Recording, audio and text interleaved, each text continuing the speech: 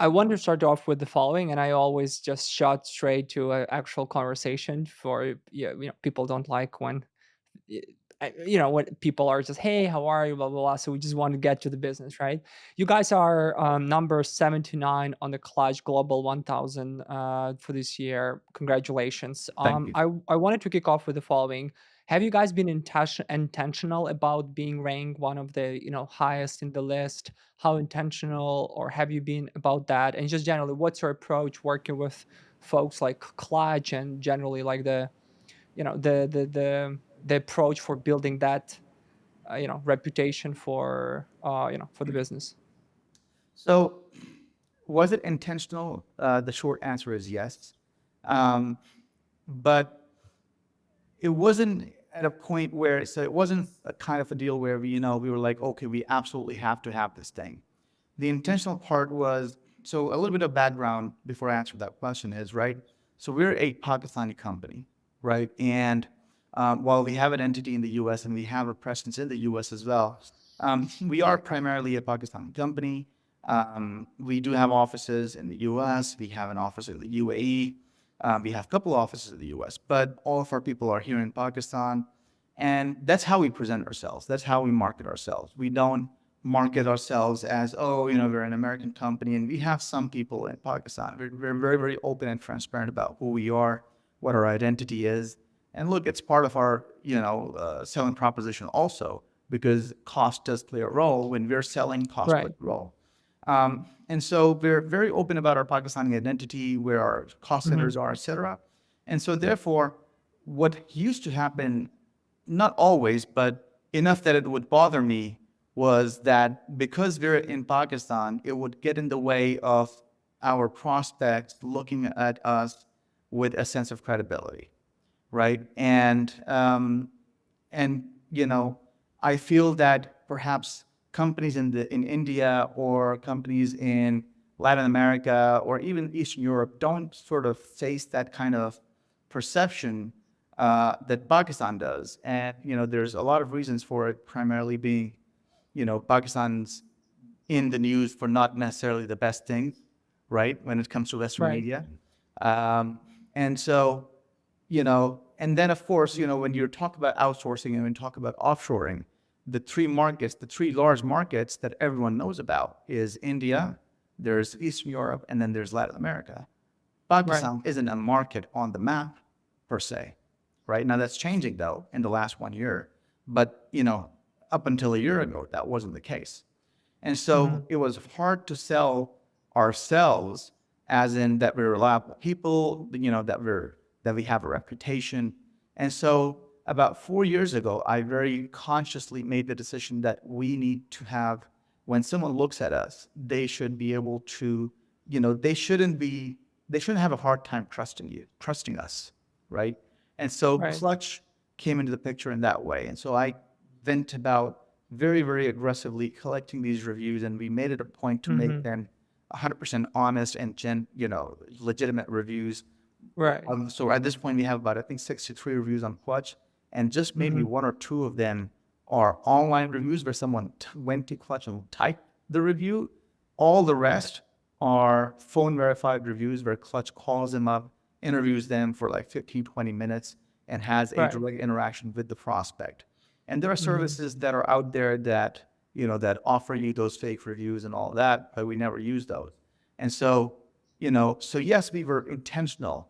It wasn't necessarily intentional about being on the Clutch 100 or the Clutch 1000, right? But then as we got into Clutch, we found out that, of course, this is a badge that is looked upon in a very, favorable way. It gives you a lot of credibility. Then at least, Right. in that way, yes, we started to apply for it. And we applied for it 3 years in a row.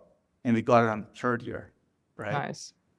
Congratulations. That's a huge achievement, especially considering the fact that there are something like 12,000 companies listed on Clutch, and some of them are more intentional, some of them are less intentional, but the competition is stopped there, right? And you guys hit it in the head and you guys won, so congratulations. And um so just to reiterate real quick, so essentially your position towards Clutch is that you are using it more as a sales instrument. So it helps you to build a reputation, to build the trust, to sort of like show that, okay, we can deliver, rather than being the lead generation platform, right? So this the lead generation part is secondary for you in this equation, basically, right? Yes, so it is secondary for us.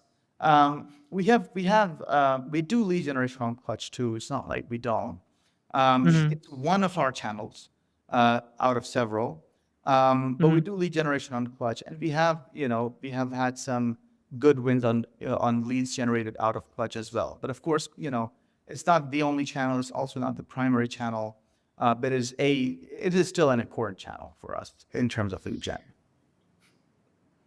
I wanted to highlight something for the listeners. You guys have something like 24,000 followers on LinkedIn. You guys have been consistently posting, consistently creating content, and generally you have many digital footprints, and you guys are you have a great marketing in general. So I wanted to complement that and ask you the following: who does that for you? You have internal team, how much would that cost? And just generally, what's your approach towards marketing, and how did you make it work? That many companies in your space don't focus that much on marketing. So what's your take on that? So it's a my take on marketing is that um, as you start to grow, you can grow without marketing up to a certain point, but then as you get to a certain point, you have to have very good marketing in order to grow further. And then we do a lot of marketing, yes, but I wouldn't necessarily say we do very good marketing if I'm being very transparent. We do a lot of things, and some of those things work, right? And some of those things work when we're not expecting them, and some of the things don't work when we are expecting them and we need them to Right. work, right? But Hmm. I guess that's the nature of marketing. But we do really have a really competent team.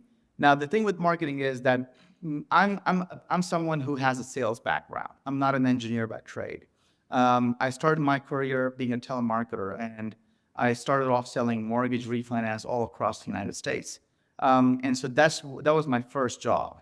And so I'm from a sales background, and so that's a good thing, but that's also a bad thing. The bad part of it is that because I was always good with sales, I never gave marketing its proper place in the business up until 3 years ago, right? I think I Hmm. started to do marketing and I started to take it seriously very late versus we should have done so, I think maybe, second or third year in business.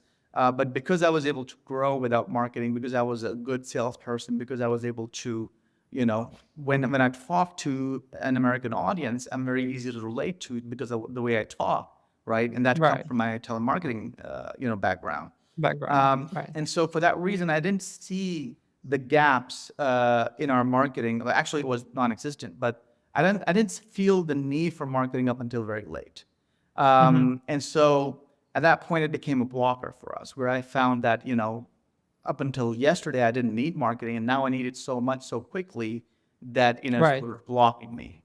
And so, and so from that, I sort of went all in into marketing, and I ramped up marketing very fast. We did a whole lot of things very fast.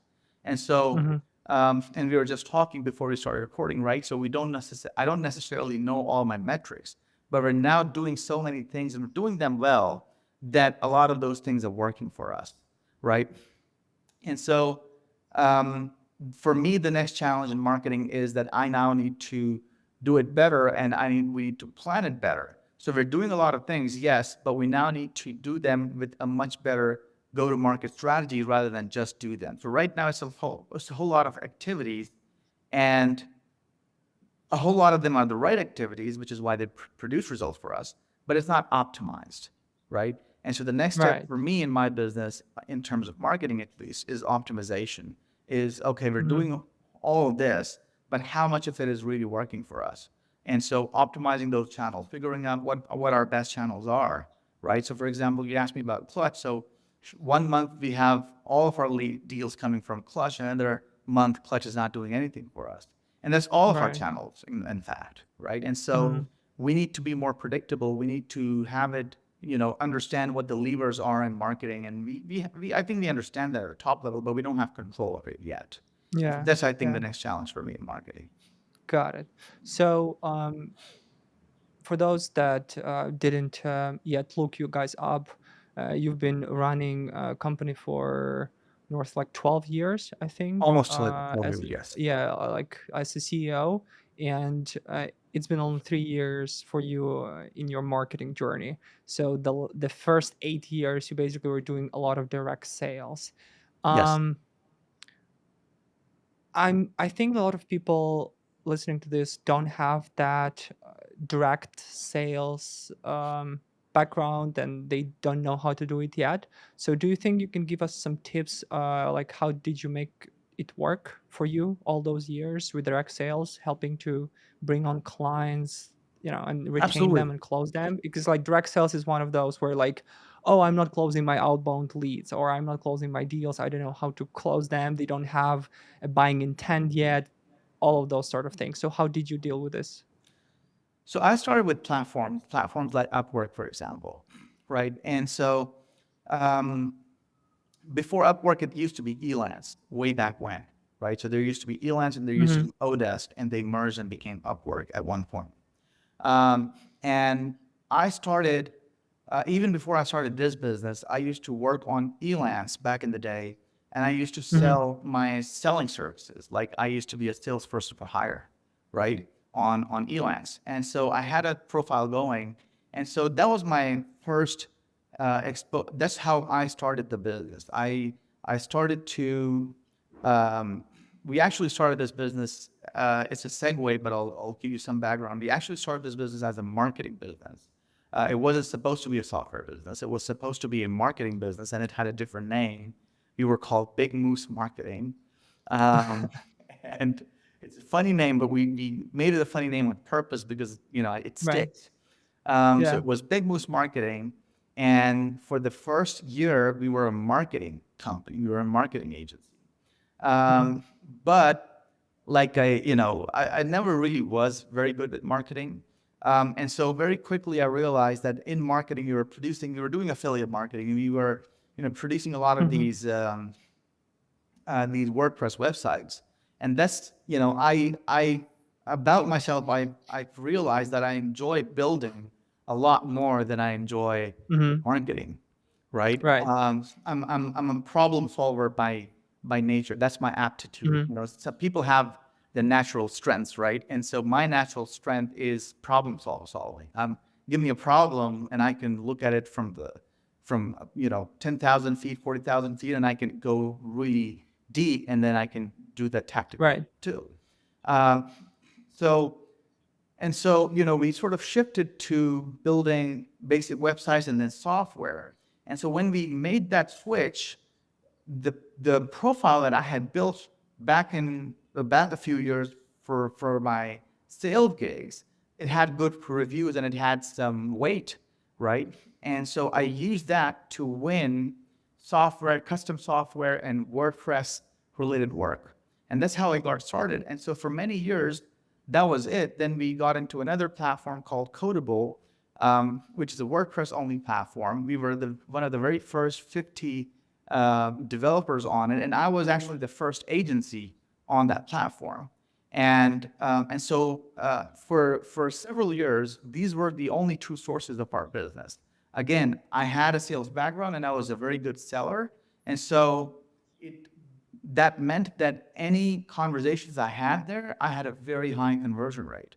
Like I would Right. convert, any prospects that I focused on, I would mostly convert 50% of them, right? So and didn't need a large spread. I could just focus on a handful of leads on these platforms and really focus very hard on those.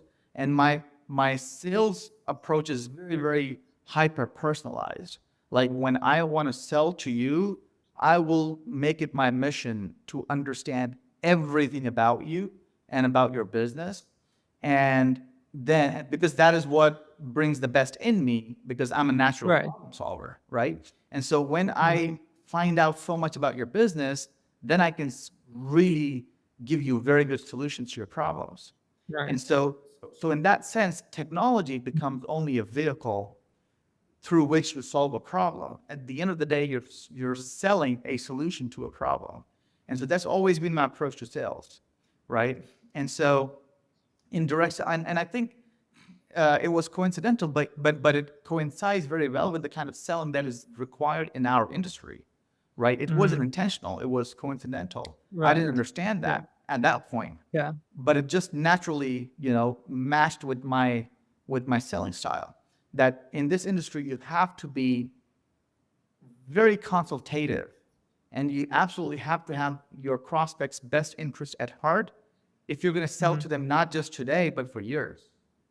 If you're going to do that, then selling just becomes a byproduct of you helping them. Mhm. Over the years, have you delegated the selling part, the acquisition part, or you're still involved on a daily basis, generating clients? So now I'm still involved, but I'm not involved on a daily basis. Um, so in my business, sales is the very last thing that I'm delegating now.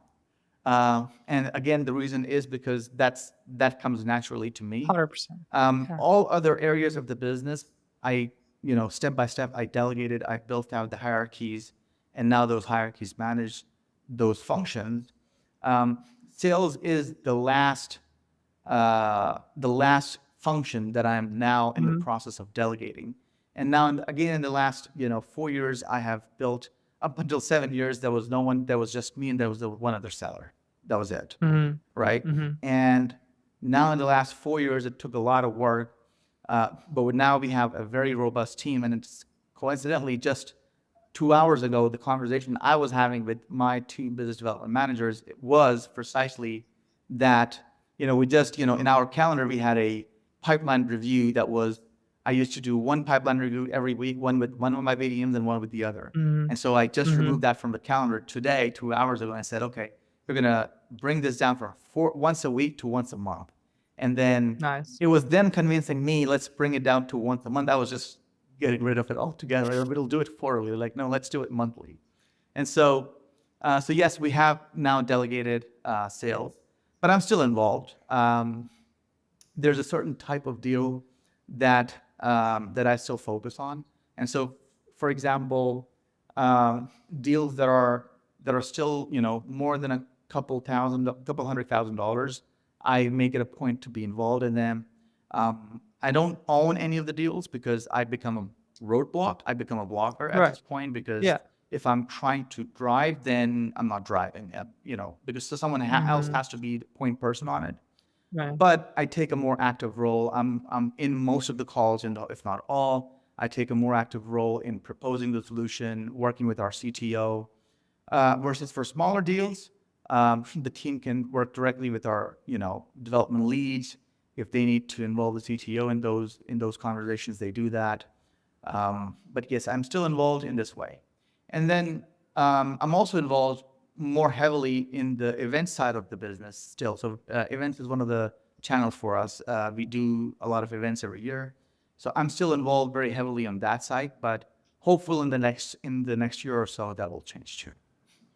Can you, while you're on the topic of the events, and for the listeners, I'm gonna go back. I have some specific questions to what you just said about the sales role and stuff. But talking about these events, can you talk more about them? What kind of events you guys are doing, and which one worked really well for you acquisition wise? So I would say we're not at a point where I can very confidently say yet that these are the type of events that work. But I can Hmm. give you some sense that is what has worked for us. As a service provider, what I find is that providing services and exhibiting at events is very difficult, much more difficult than it is for product businesses. Um, whether you're doing SaaS products or whether you're doing Right. operational products, that are technology enabled.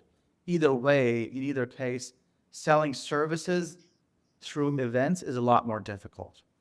But we are getting better. And what we found is, at least for us so far, the broader services that have a more broader and larger scale to them, those have worked better. And it's a little bit counterintuitive, to be honest. But that has been the case for us. For example, Mm. in the Middle East region, GITEX is one event that has worked well for us. And I did not Mhm. expect it to, because it's very big. It's humongous, right? Um, but it's worked well for us. We've been able to close business, and we've been able to close some large strategic logos through GITEX. In the same way, in the UK, um, there's another event called DTX that Mhm. has worked for us. And again, it's a broad event that focuses on a lot of things. So their focus is digital transformation, but also e-commerce. So Mhm. so they bring in a broad audience, and so that has worked for us. And my guess is, and it's a guess, to be honest. My guess is that the reason these broad audiences work is because you have a big mix of of people coming in. And I would imagine that as we get better, we'll be able to hone in on the kind of buyers who are buying from us at these events. And I would Mhm. hope that in the next year or so, we will figure out what those smaller, more focused events are, where those specific buyers are, and then we may then find more value in those smaller events. Mhm. I'm Mhm. guessing, and I'm not just guessing, but I think that's Yeah. where we're headed. Yeah, you're gonna make it happen. So based on what you just said, so you have inbound traffic that or inbound leads that you generate from sources like Clutch and other platforms. You have some direct sales platforms like Upwork, for example, or some others, right? Then you have events. What else you guys do that will that provides you decent amount of leads that you're gonna put in top five of your sources at this point? So we do a few things. We do a lot of LinkedIn outreach, Mm-hmm. and it used to be volume. Now it's more personalized. So we're going lower on volume, but we do it a lot more personalized. Mm-hmm. And we have an outbound SDR team. So the SDR team does a few roles, fulfills a few roles for us. The SDR team is the primary team that interacts with our inbound teams, so that they give the inbound teams the first touch point. And our goal is to give all our leads a touch point within 30 minutes of them interacting with us. So as soon as they fill out Mm-hmm. a form, we want to interact with them within 30 minutes. Ideally, that's not always doesn't always happen, but that's our goal. Mm-hmm. Mm-hmm. Um, then this outbound team also does cold calls and warm calls. So, for example, we do email outbound sequences. And so we get intent signals from those sequences. We also get intent signals from things like Clutch and LinkedIn and a couple other platforms. And so we funnel those intent signals to our SDR team, and they use those intent signals to laser target who they reach out to and when. Then we do completely cold calling too. It's not just intended because we don't have enough of those coming in that Right. they'll stay busy. So they do complete Mm-hmm. cold outreach too. Um, and we're still playing with Google Ads. We've had mixed Mm-hmm. results from Google Ads, but we're doing them now. We experimented with them a couple of years ago. We had mixed results. Now we're doing a few more experiments. We do retargeting using LinkedIn and AdRoll. Um, so, and then for awareness, we do a lot of organic stuff. We did a podcast series last year that worked very well for us. Again, going in, we didn't have any expectations in terms of generating leads. It didn't. I wouldn't say it generated leads for us, but in in you know, it created a lot of awareness, top of the funnel awareness for us. It created Right. a lot of credibility for us. We were able to showcase what we can bring to the table using the podcast. And Mm-hmm. so it Mm-hmm. definitely helps push your prospects down the funnel, right? It Mm-hmm. doesn't necessarily, for Mm-hmm. us, it didn't generate the funnel, but it definitely helped us close. So these are all of the things that we are doing now. And like I said, if you were to ask me which one of these works the best, the honest answer is I don't know. It's the mix. It's a It's the mix, mix of those, right? right? Yeah. And so now for us, it's now it is my mission to know, right? In the next Mhm. 6 months, I need to figure out what are the best channels that are doing The so much, attribution. what is performing, and what is not. Yeah, the attribution part of it, and Yes. where do you need to double down, how you need to optimize. Um, Answer me this: are you happy with your outbound team? Are you satisfied with the results they're driving? And if yes, then can you give any pointers for the listeners? How did you make it work for you specifically? Because as you said, there's a high competition. Some people don't see the unique value proposition from a company based out of Pakistan from software development, which you need to work against the perception that they have, right? And then you didn't do a lot of marketing 3 years before that, but then you have the team, and then as you just said, like you have a pretty decent process, because not many companies are actually thinking about the intent behind the signals that they're getting from all of the sources, and then empowering their SDR BDR team to going after those, right? So you guys are doing that. That's amazing. Kudos for that. So um, are you happy with the result the team is driving? And yes, then any pointers for me and the listeners to So make that's a this work? two-part answer. Am I happy with the results? Yes, I am. But are those the best results? No, they're not. I know that Right. my team can do a lot more, but I'm happy Hmm. because I know it will take a while for them to get there because this is a new team, right? This is a brand new team. I started the SDR team only a year ago. And of course, with anything new that you start, there's a lot of learning that takes place, not just for them, for me too, right? So I was running, even though I come from a call center background, but that was in a different life. That was 15 years ago, right? Yeah. And the market has moved. And so while I can teach them calling etiquette, how you get your data, how good that data is, there's a whole lot more to it, to this one function than just getting on the phone and talking, right? I love that. And Yeah. so I would say it took me a year to even start to make some sense of what kind of value this team can bring to me, right? When Mm, I started this team, for me, it was only outbound, right? For me, the way I saw this team was if they're going to work on my inbound team, then what value are they providing? I can have my biz dev right. guys do that anyway. But then over time, it took some time for me to understand that no, the biz dev guys have their targets and they're busy with those targets. And these inbound leads we're getting, if you don't give them a touch point within 30 minutes, someone else is doing that and they will take them, right? So with these Mm, inbound leads, these people are reaching out not just to us. The pattern is the behavior for the buyer is that they're going to reach out to at least 4 or 5. And in some cases, we mm, find 10, 11, 12 companies at the same time. They're going to write a message and they're going to right. copy paste it to all of us, right? So Hmm. whoever gets to them the fastest, that company has the highest chance of engaging with that prospect. So typically, if they're going to reach out to 10 people, they're not going to engage with all of those 10 people. They're going to engage with maybe 3, maximum 4. There's Hmm. very few who would engage with more than 4 partners.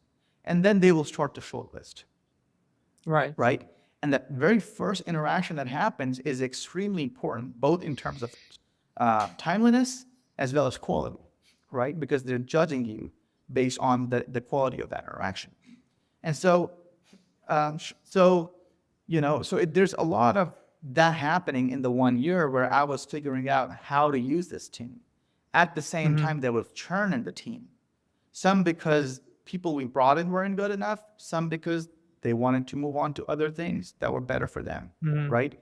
And Hmm. so now, after a year, you're at a point where there is stability in the team, and we have people who have been with us a few months and who have now been trained in what we do, what kind of value we bring, and who can have those really good conversations, whether it's outbound conversations or whether those are inbound leads who fill a form in both cases. Hmm. So now after a year, we have those people. So if you were to ask me what that team produced in the last 1 year, the answer is not much. But in the last 3 months, That's a very different answer. In Mm, the last few right. months is when they came into their element. We now have a very good lead who leads the team and who understands the intricacies of our business and who can have those conversations, who can train the team in that way. And so, scale up our activities. So, so am I happy? Yes. But are we doing, are we utilizing the team at its maximum? No. I think there's a long way to go. Hmm. Something that I picked up that I wanted to highlight for listeners. One of the first mistakes that many leaders do at this point, and in your industry specifically, is that they're looking for short-term wins. Like, hey, I'm like outsource my outbound for 3 months to get to build up some pipeline, or I'm gonna just bring on this one or two expensive people to get me the results. But there's no, as you just pointed out, there's no quick fix. And something that I loved is the fact that you mentioned the stability in the team, where you have same people working around the clock, thinking about their next step, Yes. analyzing critically, and then moving. Okay, let's do this. Let's test this. Let's try this. And only in the dynamic that you're looking, like, okay, how fast we can go, how much time do we need. But then if we see, as you said, like that the last 3 months are much much better than when we started, well, this is exactly the results that you're looking at, right? Like, while how how Sam Altman, in one of his interviews, said that I'm looking at the cycles of iterations, and if you can shorten the cycle of iteration for at least like 2% every, like, say, 4 days or like whatever, 4 weeks, then in 5 years you're going to have like 800% growth, which is totally different from where you've been, right? And I really encourage for the people that are specifically building up their marketing is not looking at how fast I can get this, but rather like how many iterations and how fast I can go through the iterations with the same team, or with like the kind of the basics of the team, and then just getting to that, but being patient about that, right? I think like that I dropped on the ads. I tried ads now and then, Google Ads, for like a few years. I wasn't intentional about this, and it never worked for me. And I was against it. I was like, yeah, ads doesn't work in my business. But then when I became intentional, when I brought in people, when I was patient, 6 months, 1 year, I had the results. And now the third or fourth years with ads, and it's one of the best channels for us. Again, I was patient. The same with outbound, or the same with organic, or with anything else. So I love that, and I'm sure that this is kind of the only way for this to work. And I also think that this is maybe something of the background, because you were in from the sales background. I have a sales background, and we are trained the fact that it's a nurturing part, and sometimes you need to work on your pipeline for 1-2 years to build those relationships before you can actually close anything, right? And Yes. I think that that's the fact of, like, say, we know that it takes time and it takes iterations, but also it's a consistency of kind of going through the motion. That's what's important, like the intention that you have behind it. So Absolutely. And look, with the iterations, when you start to do this, what I find a lot of people tend to have a mindset of ROI always. And of course, you're in mm, business, so you want ROI on everything. But I feel that there isn't enough thought process being put into looking at activities by breaking them down and looking at them in a specific context. For example, if I was to talk about my SDR team, if I was to look at it, of course I look at it from an ROI perspective. If I don't, that's right, stupid. But at the same time, if I'm going to expect ROI from an absolutely neat team when I myself have never run that function before, and I would right, expect that ROI within 3 months, then you're setting yourself up for failure. You know, yeah, and it's sort of like you said, right? You tried ads in multiple times, and then you thought it doesn't work. The fact of the matter is, most of these things work. Almost all of this stuff works. mm, It's just that, are you able to make it work for you? Do Google Ads work? Yes, they work. Have we been able to make them work so far? Not really. We're working on it, mhm, right? So all of these channels works. These things like these platforms like Upwork and People are doing crazy business on Upwork. Would you believe that? Yeah. Right? So all of these channels work. It's just a, what are you good at? What are the skill sets that you have that make a channel a good fit for you? And then how much time, effort, and patience are you putting into that? And so, it's not a matter of this doesn't work or that doesn't work. Most things work, but what can we make work for ourselves? That is the more important question versus, what works and what doesn't work. That is something I've Yeah. learned Yeah. for me over time in my Yeah. business. I agree with you 100% on this. Now, being a having a sales background and being a leader of the organization, CEO with a sales background, this is not very typical for the IT consulting and services. Most of them are built out of engineers. So, what are the unique things that you implemented in your company culture, the way you run your business, that match your background, or the second part of the question would be, what do you think are typical the advantages of being managed or having a business oriented or sales oriented executive heading the ship, instead of having an engineer in the company that does the development work and software, right? So I think I had a very clear advantage because I was a someone from the business side, and because I was a salesperson, I had a very clear advantage over someone who's a really good engineer, right? Because what I found over the years is for all the issues around, retention, there's a clear demand and supply gap in the world right now with engineers, right? And so you have a lot of Right. problems with retention, attracting the best talent, retaining the best talent. But for all of those problems, I found that hiring or finding good salespeople is significantly more difficult than it is Mm, to find engineers, right? Because it is a very objective process to find a good engineer. You have tests, and you can very easily test a good engineer. I don't feel there are very good tests to find good salespeople, right? And so me mhm. being a salesperson was a very big advantage, because I see a lot of other people around me who are really good engineers and who start a software business, but they end up closing in 2 or 3 years. And the reason almost always is that they could not find enough business.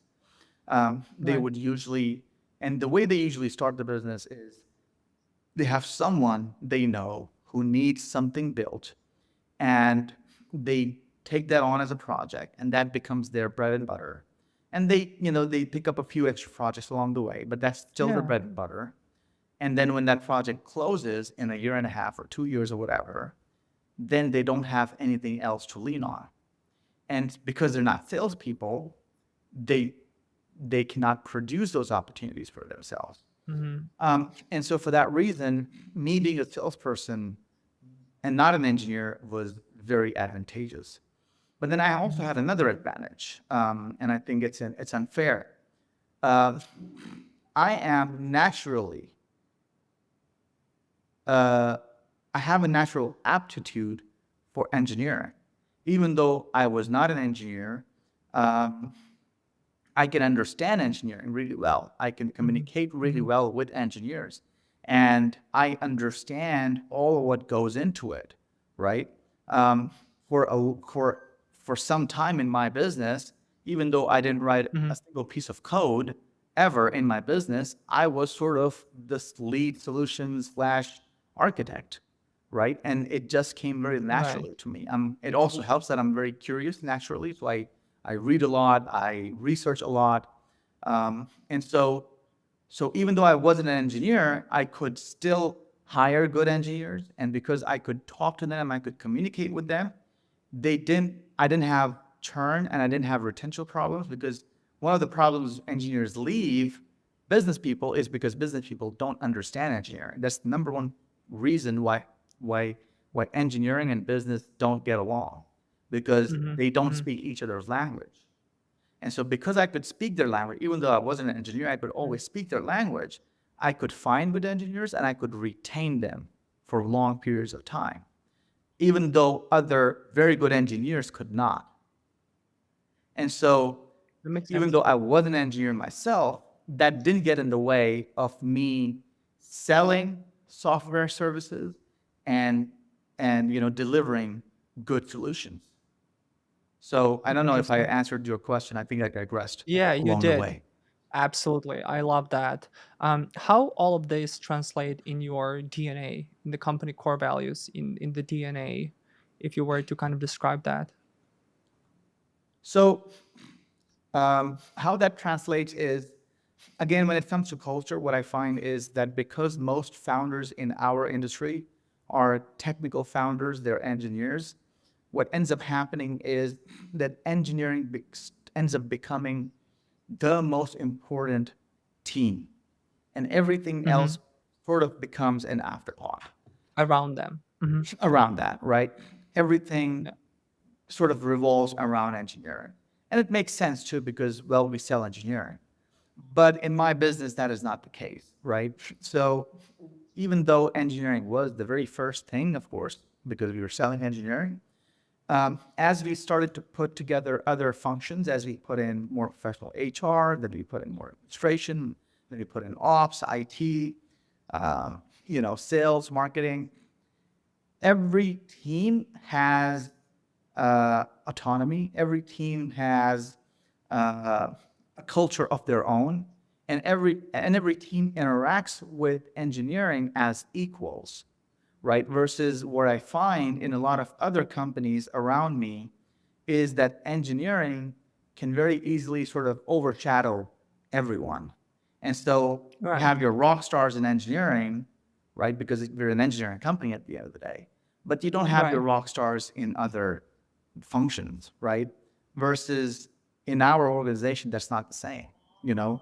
Hmm. Well, of course, everyone can't be a superstar, right? But we have our Right. superstars in every team, right? Right. And so we have a healthy culture where there is friction within the department too. Hmm. But I don't see this friction inherently as a bad thing. I do believe Hmm. that there has to be a innate and an optimal level of friction between these departments, Hmm. because they hold each other accountable. I see friction as a very valuable uh, tool in this whole equation. Hmm. And so Hmm. I create this function to a degree. Hmm. Now, of course, there's an optimal level. If you have too much friction, Right. then you have a problem, then you have chaos, Hmm. and you have people pointing fingers at each other. But you have no friction, then that tells me that someone's dictating other people. There cannot be, we have almost 150 people, and we have 6 departments. If there is no friction at all, if there is no disagreement Yeah. whatsoever, I, I sense a problem. I sense a problem. There has to be something wrong Hmm. somewhere if there's no disagreement anywhere. You know what I mean? Right. Um, Yeah. so in my business, I try to find what that healthy level of friction Hmm. is, right? And Hmm. that's not an answer I have today. I'm finding out the answer. I'm trying to determine what that optimal level is. Right. Um, as of right now, I think I have too much friction in my organization because these are new teams that we've built together, right? So Right. we have a new finance department, we have a new marketing team, and we have a Hmm. sales team that is now sort of the rock star. And so there's more friction than I think there should be, but I'm Yeah. working on finding that optimal balance. I think people listening to this are like, Asim is so successful. He's been successful because he's talented. He's great sales. Like they're winning. They have 150 people. They've been doing this for a while. But you must have failed a few times in your career. What were the major? You would call it the major crisis or the major roadblock that you went through or the valley that you crossed in your career, one or several examples to just kind of get the people sense that it's never been just a little crisis that you create for the people, the friction, as you said. So I have failed a whole lot, more than I can count, more than I even remember. And being very, very honest, um, I fail at more things than I succeed at, to be very transparent and honest. Mhm. If I try out 10 things, maybe two of them work. And if three of them work, I am very happy. Right. And I'm being very honest, more things fail than they succeed, in my business and in life in general. Like, but you have to try a lot of different things to find out what succeeds, right? And so trying Mhm. is where people fail. And I think that is not a failure you should have. You should never fail to try. But other than that, you should fail at everything if you want to succeed. Now, at the same Mhm. time, what are my two biggest failures? Um, so I have many. There's two, but I don't know if we have enough time to unpack both of them, but I'll unpack at least one. And so Okay. that is also one of the biggest failures teach you the most, right? So very early on, we got a project. This was, I think, our second year in business, right? And remember, I don't come from a sales software background. And so I had no Right. understanding of software best practices or product best practices. I was just a sales guy who was good at selling and started selling software, right? And so we sold a project which was supposed to be an affiliate marketing platform. Now, Mhm. also, I had an affiliate marketing business before I started this business. I had an affiliate marketing business. And so I had a lot of experience being an affiliate marketer. And so Mhm. my scope of work for that project was, and I kid you not, the first line said, this platform is going to have all the features that a regular affiliate marketing platform has. In addition, it's going to have XYZ. I've listed down 10 bullets that I thought that every regular affiliate marketing platform should have. Right? So Right.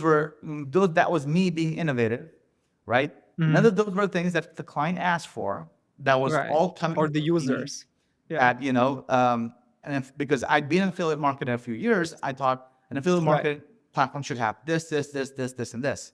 So in Mhm. addition to all of what a regular affiliate marketing platform has, that's one line, is going to have these 10 things. And that was my scope of work, right? And Right. and the client said yes. And why would they say no? They were very happy with Right. that scope of work. They said yes. Yeah. And we got the project and we said we were going to deliver in 3 months. And of course we didn't deliver in 3 months. We delivered in almost 2 years. Yeah. The client, I don't know how they got that kind of patience. I don't have that kind of level of patience, to be honest, but this person did. And they gave us the 2 years, the almost 2 years, and we did Mhm. deliver in those, about, I don't know, 20 months or something we took to deliver that project. And we did it at such a big loss to us, because, of course, what we had priced was already underquoted to begin with. And then we ended up blowing it up out of proportion. And so So just to confirm, that was the fixed cost pricing. it So was a you fixed basically part gave them the project. scope of work for the fixed cost, adding all of those Yes. mind-blowing features on top of it, like a cherry on the top, right? Yes. Okay, Yes. not calculating the margins on that Yes. for the engineering time spent. Okay, and then Yes. spending 20 months working off that contract. Yes. Uh, I mean, I think client can be patient if they're paying penny on the dollar, right? I mean, but yeah, so it was a fixed price project. We did manage to, get a couple of additional invoices approved, but they were Right. nothing compared to the amount of work we actually put in. Mhm. And Mhm. we lost a ton of money on that project. But at the same time, that one project taught us so much. With that one project, we were able to streamline how we do pre-sales, how we do sales, how we do scoping, how we do estimations, how we plan out a project, how we do project management, Right. how we manage scope creep. We built up our entire business on the back of that one very big failure. And, of course, we were winning a lot of other projects, and we were unprofitable because we were putting that right back into this project, right? And so that went on for almost two Right. years. But at the same time, that one very big mistake ended up becoming, in this business, it ended up teaching me the most amount of, lessons in a single go, right? We built up a very strong delivery and sales process at the back of that project because of all of what we learned with our mistakes in that project. Love that. And um, what other advices can you give to the less experienced agency owners, entrepreneurs, people that are building their own IT consulting companies and service firms, and the others based on your experience? So the advice I would give is not original. It is not original advice that I'm giving. I read it somewhere. I don't remember where I read it, but I read it somewhere and it resonated with me because built my business the same way. And the advice is that most founders are, you know, especially when people come from a marketing or an engineering background, they are obsessed with optimizing everything. And Hmm.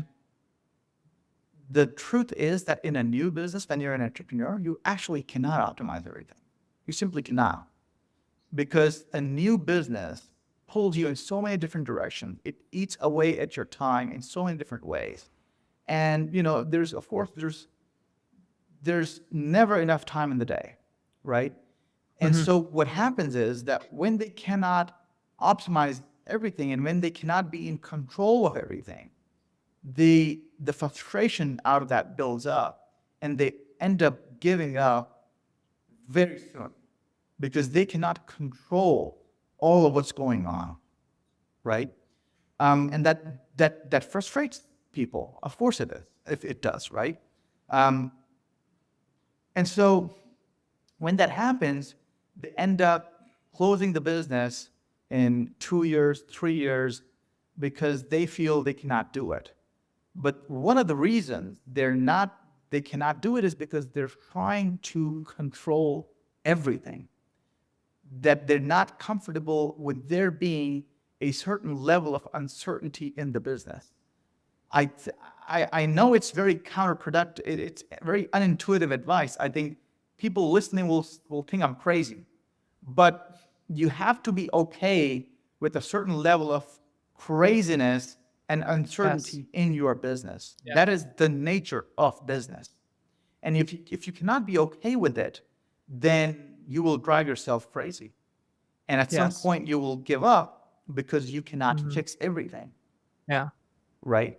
So even Yeah. in my Yeah. business today, as good as everything looks on the outside, when you look at our marketing, I know that there are fires burning in different places in my business that, Yeah.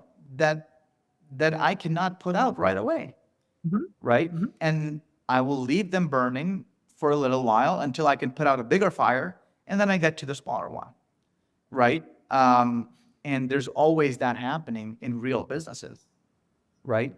Not Yeah. all business. I have rarely seen a business. I have seen a couple, but only a couple, right? Where everything is so, streamlined, Yeah. that everyone knows what's going on and there are no fires to put out. And Yeah. those are unicorns. That doesn't exist.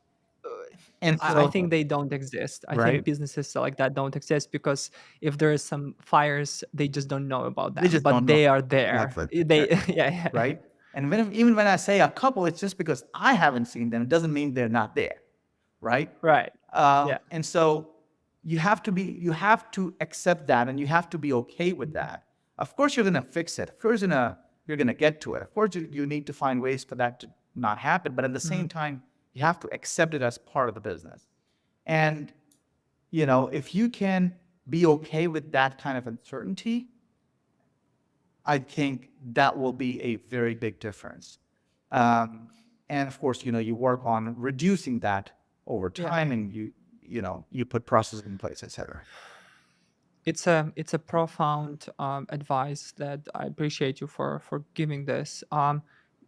People understanding this can get only after like you've been running your agency for like 10 years or something, where you like you so I 100% agree with you, and I'm currently advising several smaller agencies, and I see exactly what you just said. The CEOs are a bit burned out because they're trying to put out all the fires at the same time. They don't prioritize, they are everywhere, they don't delegate, and they emotionally take everything as if it's not working. And whereas I look at that in terms of like, hey, we can delegate here, we can forget about this, don't even think about this for now, let's just focus on this. This is going to generate the revenue us, this is the most priority, we even not chatting about this. And then you just like think that more logically, and then because you know that it's okay, like everything that's happening right now, the things that are not working, it's completely fine, It's fine, right? because we've been there, we know that it's just the way that the normal business works. And yeah, yeah. Now, I asked you before pushing the recording button for this, and I specifically called out that I will, that I will ask this question at the end. What are your business metrics that you are operationally, what are them? What's the CAC? What's the cost? What's the profit margin? All those things. And then you said that, well, Michael, I didn't have time to look it up, and I don't have them in front of me. You must be a great delegator. So, how does it work in your business, and why you are not looking at those metrics every day? And how do you, and who are the people that you rely on to look at those metrics and highlight them to you if you need them? So the, the answer to that is, it's not that I didn't have the time to, pull them up. It's that I don't have them. I don't have the metrics. Like I can't delegate to someone today and have those Hmm. metrics be available for me tomorrow. That's the truth. Hmm. So I do have some of them. For example, Hmm. um, I know what my EBITDA is, right? Hmm. And I do know what my EBITDA was for the last 3 years. So Hmm. actually, this year, 2020, 2021, 2022, and 2023. Uh, Before that, I don't know what my EBITDA was, right? Um, and uh, so our EBITDA in 2022 was 27%, I think, 27, That's a lot. 28%. And in Congratulations. That's a 2023, our lot. EBITDA was between 18 and a half, 19%, something like that. Because, 2023 was the year that I really ramped up marketing and I started to spend a Acquisition. lot, Yeah. right? Before that, we weren't Acquisition. spending Yeah. on marketing. So you're Mm. doing marketing, but it was most of it was organic and wasn't paid marketing. 2023 was the year when I really started to push things and I started to pay for ads, events, all sorts of things, right? So that was the key difference between these 2 years, where our EBITDA went from 27, 28% down to 18, 19%, right? But then if you were to ask me, like in your notes that you sent me, most promising marketing channel, I don't know, sales ratio, I don't know, cost of acquisition, I don't know. I have a guess, but I don't know, right? Mhm. And why don't I know these things? Um, I think so. Here's the reason why I don't know these things. Again, the way I started my business, and you know, I was able to grow my business just because I was a good salesperson. Up to a certain point, where these things weren't going to add a ton of value for me in my business. I would look at, okay, the top line, the bottom line. Okay, here's how much it came in. Here's how much it went out. This is the profit margin. Okay, I'm happy, right? That's how I was for a long time. Yeah. And then, of course, 4 years ago, we got a lot more serious, got a lot more professional, and we sort of changed our mindset and we said, okay, we have to be a lot more professional with things if we're going to make this a really big business. Before that, I didn't have that mindset. And so, the first step for me, the higher priorities in the last 4 years were put, put together a really robust sales team, right? Um, put together a really robust marketing team, put together a really robust HR team, then a finance team. 4 years ago, we didn't have any of these teams. We had me and my partner who were all of these teams, right? Mm-hmm. And so Yeah. our priorities were put together these teams. And so we weren't taking a data-based approach, a data-driven approach as to, okay, what our lifetime value of a customer is, or, what our CAC is, or what our closing ratios are. But now in the last 6 months only is what I have now that we have put together each of these functions and they're mostly, operating almost independently. Now is when we say, okay, now that we put together all of these functions and they're operating almost on their own, now we have to be a little bit on top, and now we Mm-hmm. cannot operate without knowing these metrics, right? Mm-hmm. Because if I'm Mm-hmm. with the sales team, if I'm completely involved with every decision, then even though I don't have these metrics, I know what the problems are in my team, right? Right. But now that I'm not involved in the day to day, I wouldn't be able to put a finger on where the problems lie without me having very good data driven reporting. So now data has to speak to me, right? Up until a Right. year ago or six Yeah. months ago, I was so heavily involved in the day to day that I could Mm-hmm. just, pinpoint where the problem is because I knew everything Like that was felt going it. on, Like right, felt on it. the Yeah. ground, Yeah. Yeah. What's happening? Yeah. right? But Yeah. now I'm not on the ground as much, right? I'm actually Yeah. not on the ground at all. And so now I need really good data to be Mm-hmm. able to pinpoint where the problems are. And then I need Mm-hmm. really good dashboards. And so that is why we're now focusing on all of these things. And so I think I will still Mm-hmm. need 6 months for me to be able to figure out what my sales ratio, what my closing ratio Mm-hmm. is, and what my cost of services is. And, Yeah. I do know the number for my year-to-year growth.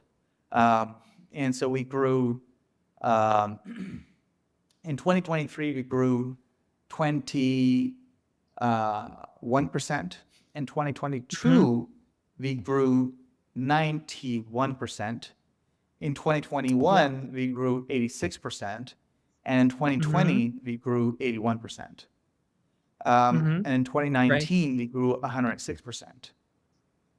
I don't know the numbers before that. Yeah. Yeah. Yeah. But It's that's when really we good to started to track enjoy. our year-on-year growth. Yeah. Um, I do think that the answer is 100% natural, just because the way I look at this is like you've chosen early on a good business model that generated you the margins that you needed, and because you've been driving your acquisition and you had high conversion, you didn't spend a lot on acquisition. Like, what's the point if you know your cost, if you can drive your acquisition, and then you had the margins? What's the point of sort of like drilling in all those metrics if you cannot make any decision on that, right? Then you start kind of growing up, and then you, as you said, like the last year you hit the 25% growth. When you're hitting 100% growth every year, there's no time looking. You need to hire on people, build up structures, build up processes. There's no way you'll just go. Now when you hit the 25% and you're like, shit, we want to probably grow 40% this year, you wanted to more Yes. than 25, I suppose. And then you're like, okay, things are not as happening as they before. Let's do the acquisition. But then now you're spending on acquisition. You're like, shit, how much money you're spending, what the costs are. And then now you're like looking at that. And Please. now you're like at the point where, all right, I need to be data driven. I need to look at those numbers because then I need to make decisions because things are not happening as they were. So you're changing, adapting, evolving. I love that. That's why I was curious about the answer, because there's no black and white in this, right? Like as you said, like this is just uniquely to you to make this process work for your business and at the time when you need it to work, and not when you spend 5 years looking at your numbers and building the data driven approach without thinking about the acquisition, and then you're fucked because you don't have clients, but then you have dashboards, right? Which doesn't make sense. All right, one final question before I'm letting you go. I ask all my guests, if your company, your agency would be a superhero or have a superpower, what it would be, who it would be, or what superpower you guys gonna have. So if I had a superpower, it would be magic because if that's what is most in demand in our industry. Clients expect you to be magicians. So if I could Hmm. do magic, uh, Like a you Doctor know, Strange type of you could character. just snap your fingers and give your clients whatever you Yeah. want. But in Right. our industry, things are not so they have to be methodical. They have to Yeah. go through a process. You have to have best practices in order for it to stand the test of time and in order for your solutions to be durable and scalable. And so those things take time. And so, uh, you know, I guess the answer to my question is not even magic. If I have some sort of a machine that can, stretch time where I'm spending the 1 year, but the client for the client has only been a day, that would be a very nice superpower to have because then I could spend the year making them a very good solution, but they could have it in a day because that's what they want, right? Love That's that. what they all want. They want it yesterday. They want it cheap. They want it, and they want it to be the best also.